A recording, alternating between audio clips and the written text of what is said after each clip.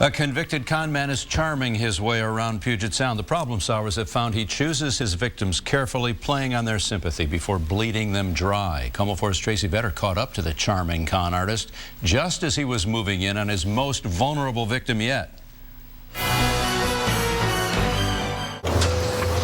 Hello. Hi, Graham? Yes. When the problem solvers caught up to Graham Hnedak, I don't have any interest in speaking. I'd like to talk with you about some complaints that we've received. Yes, He was living in an elderly widow's home and wouldn't talk with us about the complaints we uncovered. I've already heard about them. I've told those already. We found that Hnedak is a convicted con man who served nearly 4 years in prison. Even his own mom told us not to trust a word he says. I mean, he's left a trail all the way across the country. A trail of victims like Jamie DeWeese. I mean, it's a lot for me to explain. Jamie was born with nerve damage affecting his hearing, eyesight, and comprehension. But for 13 years, he's lived quite well on his own. Until Jamie met Hnedak. He made it very good. He made it look so good. Last October, Jamie let Hnedak move temporarily into his condo.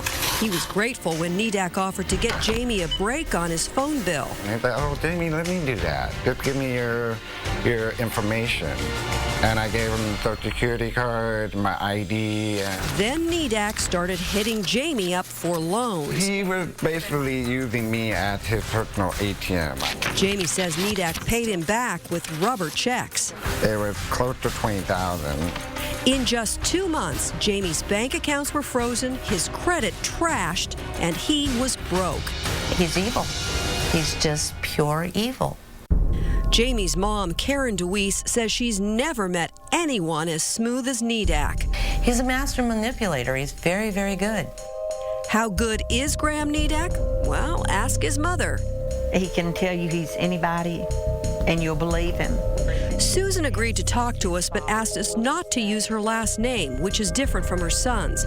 She says he's used his charm, bolstered by websites, to pass himself off as a pilot, a doctor, a businessman, and that he's feigned numerous illnesses from a brain tumor to multiple sclerosis.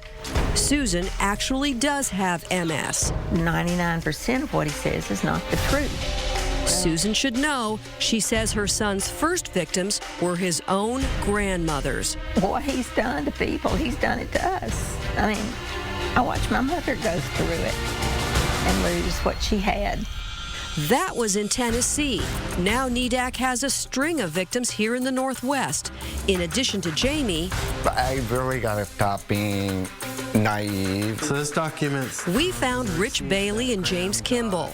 They let Hnedak stay for 2 weeks in exchange for room and board.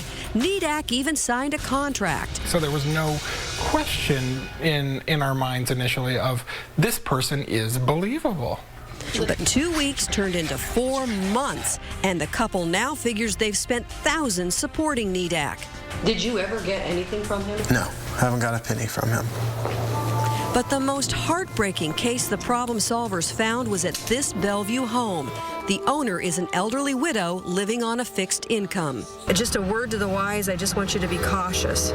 A local Mormon bishop had introduced Hnedak to the woman as a renter who could help supplement her income. I'm in a terrible position financially. I'm trying to hang on to my house. As in the other cases, when the widow let Hnedak move into this room, he offered to help manage her finances. She gave him her account numbers, Social Security information, everything. And after our warning, she says she found Hnedak had added several phone lines in her name. I'm so naive. I can't believe how naive I am. Spurred by the thought of another elderly woman fleeced by her son, Hnedak's mom, Susan, has formed an unlikely bond with Jamie's mom, Karen, born of shared pain and with a common goal, to keep others from becoming victims. And I just think it's my moral obligation to look out for other victims before something happens to them. Bellevue police are investigating Hnedak for both Jamie's and the elderly widow's case, but no charges have been filed. Tracy Vetter, KOMO 4 Problem Solvers. Thank you, Tracy.